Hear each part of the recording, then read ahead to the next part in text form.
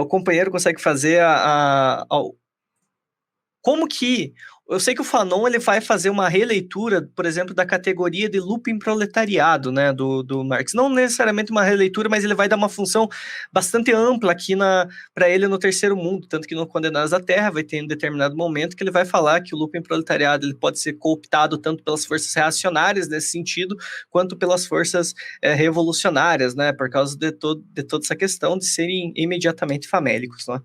E eu queria saber como que né, nessa constituição da colonização do Terceiro Mundo, essa maneira como se constitui todo o desenvolvimento do capital gera o looping proletariado em massa no Terceiro Mundo, no dito Terceiro Mundo, nas semicolônias, colônias e tudo mais, ou talvez o termo ele acaba não transmitindo realmente o que está exposto por Marx, e daí eu já vi que também usam, por exemplo, o conceito de semi-proletariado, né? Daí eu queria saber com o senhor como que o senhor colocaria essa formação da pessoa que sai do campo, ela não é absorvida pela cidade, pois não há indústria, não há como proletarizar ele de fato, e dele fica nesse limbo ali, que é um dos grandes problemas da contra-argumentação da semifeudalidade, né? Porque o pessoal sempre fala assim, pô, olha a população brasileira, maioria na cidade, mas daí não tem um capenga que está seguro no emprego. Mas enfim, aí pode responder, professor, desculpe. Então, vamos lá por parte, cara. Cara, para mim, quem conseguiu arranjar o melhor termo de todos para juntar o que é essa formação que acontece nos países coloniais não foi nem o Fanon, foi um... Ele não é historiador, ele é cientista social, mas ele é historiador também. Sul-africano, que é o Komarov. Eu não sei se algum de vocês já leu o Komarov. O Komarov ele tem um livro. O Komarov estuda muito. Ele estuda o colonialismo na África do Sul, mas ele estuda muito também as missões evangélicas e a sua relação com a formação do proletariado da África do Sul. Ele tem um livro que chama Of Revelation and Revolution, que é bem interessante, que ele usa um termo que em inglês é ótimo, que ele fala peasantariat, né, que é uma mistura de campesinato com proletariado, que é o campoletariado, sacou? Uma coisa assim.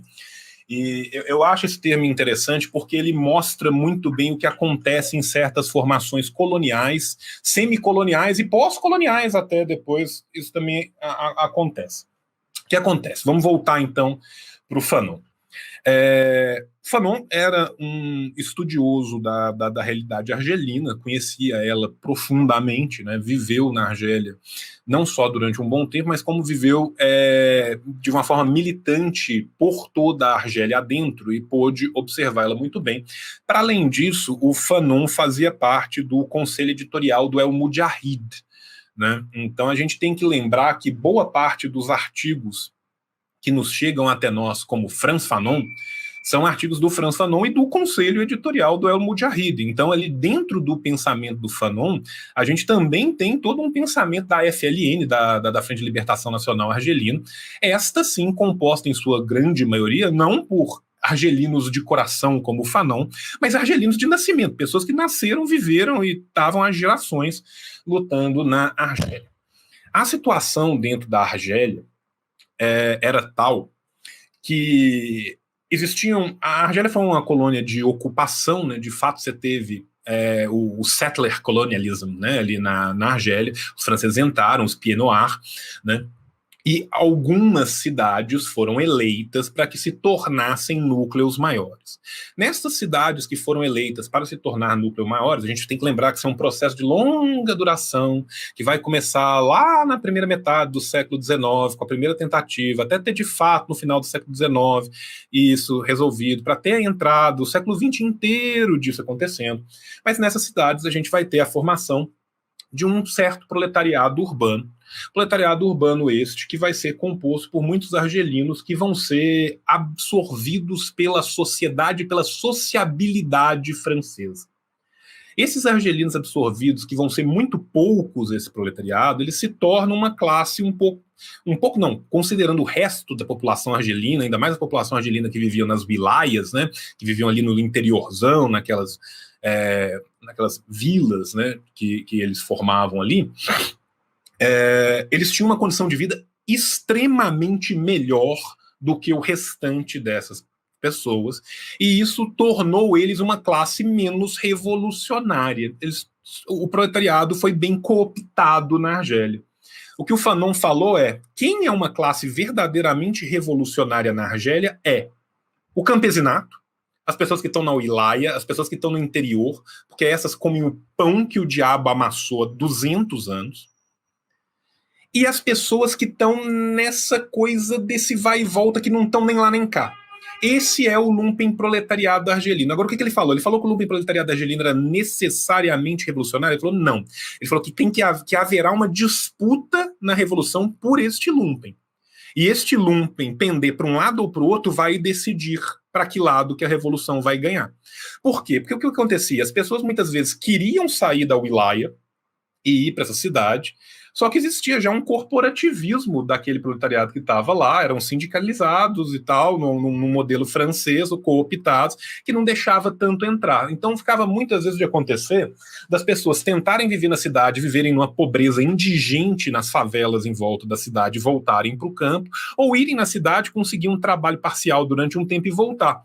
Essas pessoas não eles não estavam em nenhum dos dois mundos, eles não eram totalmente camponeses, e eles não eram de forma nenhuma proletários. Então esse lumpen que se formava ali era um lumpen que tinha que ser cooptado, mas quem conseguisse trazer aquele lumpen teria uma grande vantagem. O Fanon fala disso para a situação da Argélia, mas isso é uma coisa que acontece em vários locais. Em vários locais, inclusive em formações coloniais, isso é muito comum. E por que isso é tão comum? Precisamente pelo que eu falei aqui agora. É exatamente a ideia de se destruir as bases anteriores de organização da sociedade de acumulação e de circulação. Quando o colonialismo chega, o que ele faz? Ele destrói. Ele destrói as redes que já existiam de acumulação e de circulação. E ele insere o capitalismo o tempo inteiro. Apaulado. Se mudam as formas de valorização do valor, se mudam as formas de trocas materiais, se mudam as redes, se muda a forma de produção, apaulado, até que se destrua aquilo. Só que ele não destrói tudo, ele não faz essa política de terra arrasada. Ele deixa um mínimo. Por que ele deixa um mínimo? Porque se o cara tiver a aldeia dele, a wilaia dele, o sertão dele, para ir trabalhar 3 meses, ou para deixar a mulher e os filhos trabalhando, e ele poder passar 6 meses lá, ele fica muito mais barato. Porque aí o preço mínimo de reprodução que eu pago para ele, eu já desconto isso que ele tem. E isso não é eu que falei e tive uma brilhante ideia. Não, você tem documentos abertos. As negociações salariais da África inteira, no século XIX e na virada para o século XX, falam isso textualmente. Você pega as minas diamantíferas da África do Sul são ótimas, a documentação deles é ótima.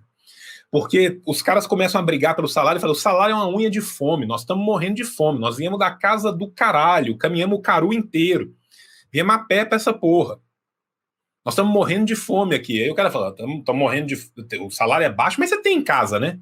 Você tem mulher lá tocando seus bois, você tem casa, você tem não sei o quê. É lógico que eu não vou te pagar igual eu pago o europeu que está aqui.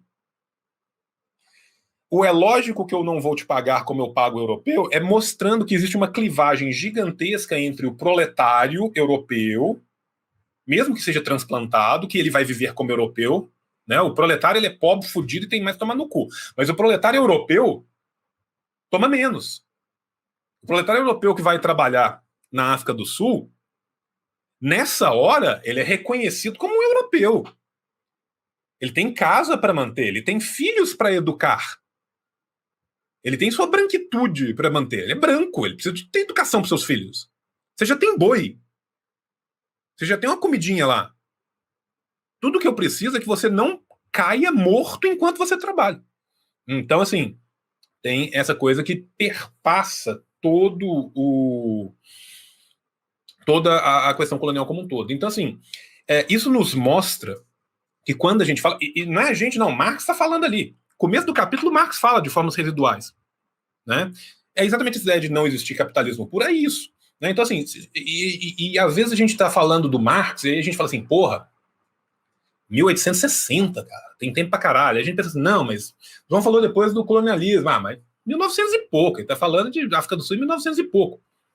Maranhão, 2021. As pessoas hoje no interior do Maranhão recebem ainda parte dos seus salários ao tocar boi por um sistema chamado de chance. O sistema de chance se constitui em, ao final de uma temporada de trabalho, vacas doentes são apartadas pelo dono das vacas, pelo dono do curral, e entregue aos trabalhadores. Se a vaca melhorar, você recebeu uma vaca. Se a vaca morrer, você não recebeu nada. Eis a sua chance. Esse sistema existe hoje no Brasil. Se eu caminhar 300 quilômetros de onde esse sistema está implantado hoje, eu vou chegar na construção de um porto gigantesco com dinheiro chinês em terra indígena. Pelas mãos do governador do atual PSB, antigo PCdoB. Então, meus amigos, quando a gente fala de permanências de outros sistemas dentro do modo de produção capitalista, é isso. O modo de produção capitalista ele se torna o modo de produção principal porque ele comanda a maioria das relações. Porque ele comanda as cadeias de relações. Isso não significa que essas cadeias não estejam permeadas de relações pré-capitalistas. E não é só relações medievais, não. Essa é uma relação tipicamente medieval, mas tem relações que são... Gente, o Brasil, nos últimos 10 anos, já libertou mais de 30 mil pessoas que estavam em condições análogas à escravidão. Condição análoga à escravidão é escravidão. O sistema escravista veio antes do medieval. Ninguém duvida que as pessoas que são libertadas de situações de condições análogas à escravidão estão. Ninguém vira para ele e fala assim, mas pode falar, você era proletariado, vai. Né? Então, assim, é isso. A gente tem que entender como se dá a materialidade da praxis das coisas. Né? Quando a gente lê, por exemplo, Mariátegui falando da situação econômica do Peru com um gamonalismo, quase 100 anos atrás, vai no interior do Peru hoje. Mudou muito pouco o gamonalismo no interior do Peru hoje. Relações iguais acontecem na Colômbia, acontecem no Equador, acontecem no Brasil. Então, assim, a gente tem que entender, né, que as coisas são mais complexas, gente. Né? Então, assim, e a gente tem uma visão, às vezes, é muito engraçado, porque é muito costumaz a gente criticar pensadores do século XIX como iluministas, e a gente ter uma visão brutalmente iluminista das coisas. Né? A gente critica os pensadores do século XIX, fala assim, fulano era iluminista, fulano era teleológico. E aí a gente acha que tudo é branco ou preto, que não tem cinza, que as coisas, quando mudam, mudam de uma vez, de uma caixinha para outra. Sabe, assim, idade moderna terminou, começou a idade contemporânea. Maluco dormiu no Lampião, acordou Lumière. Sabe, isso não acontece assim.